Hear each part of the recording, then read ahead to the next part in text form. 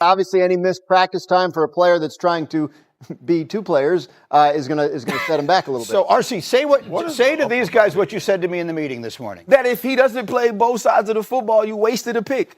You wasted assets. You decided that moving up to number 2 wasn't truly what you wanted to do because he's not the number 2 pick as a wide receiver. He's not the number 2 pick as a cornerback.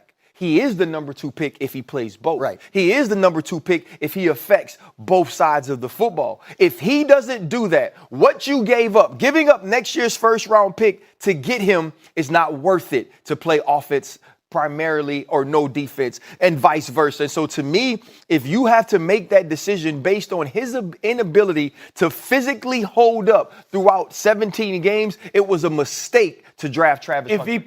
If he predominantly plays offense, catches 70 passes for 1,200 yards and 6 touchdowns, and Trevor Lawrence looks like the number 1 pick, he's absolutely worth the... No, because then you could have got Ladd McConkey last year. Yeah. Because Ladd McConkey had 1,200 yards.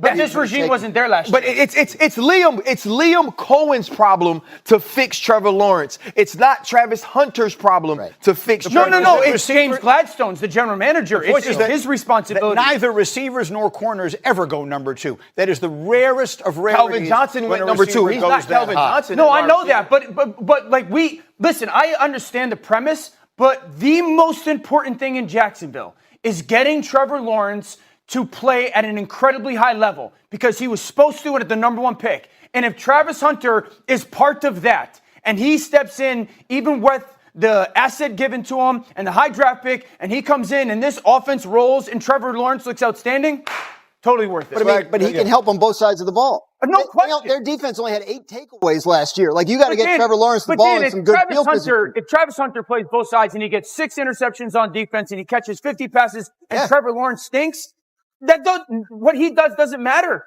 It's about Trevor Lawrence. But what our Trevor Lawrence is responsible for Trevor Lawrence. I totally agree. And if he catches 50 passes and he gets 6 interceptions, first off, he's going to be the all-pro cornerback.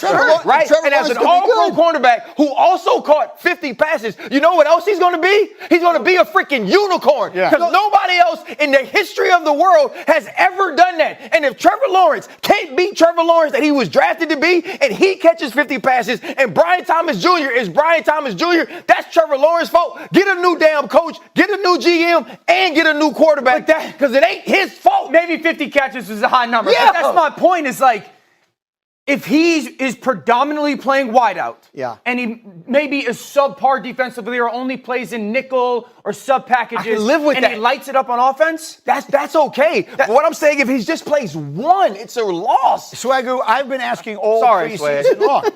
Can a man do this?